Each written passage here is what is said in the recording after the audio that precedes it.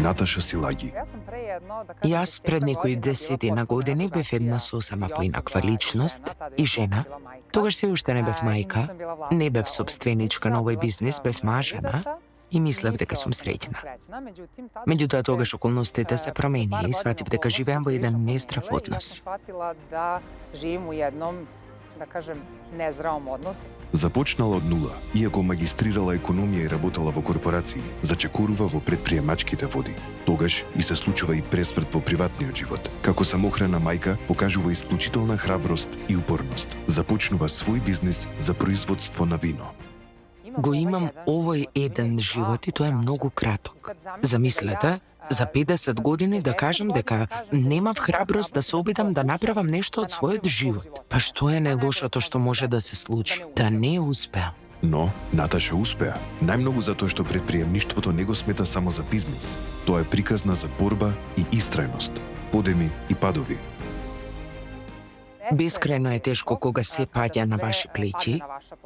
Тогаш работев уште една работа, сега работам 3, но гледам напредок, навистина го гледам тоа скалирање и некако самата себе се убедив дека ме чека среќен крај. Посветено охрабрува и зајакнува жени за да го искористат својот целосен потенцијал. Се приклучив на Стопанската комора на Србија и на Стопанската комора на Војводина. Тоа беше мојата деловна сигурна куќа. Таму се дружам, соработувам и се поврзувам со жени кои имаат предприемачки дух и сакаат да направат нешто повеќе во животот. И по толку години можам да кажам дека остваривме многу соработки, многу патувавме, а патувањата се нови очи, нов прозорец кон светот. Ивана Петрич. Она што тогаш го видов е дека таа е испра достоинство наместо страв и храброст наместо молчење. Познанството со Наташа за мене е драгоцено. Таа е дар од Бога кој ми испратен. И не само мене, таа инспирира многу жени. Знам многу жени кои се восхитуваат. Енергијата всушност е се, а таа ја има во изобилство. Добра енергија.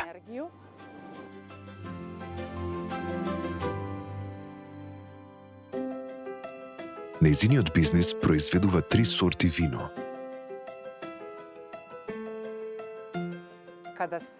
Кога тој мој деловен сон ќе се оствари, зад мене ќе остане една фрушкогорска винарија од 700 метри квадратни на 3 нивоа, во срцето на Лозјето.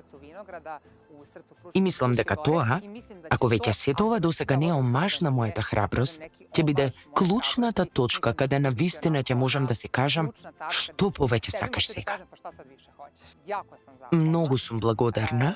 Благодарна сум и кога имам се што сакам. Благодарна сум и кога немам.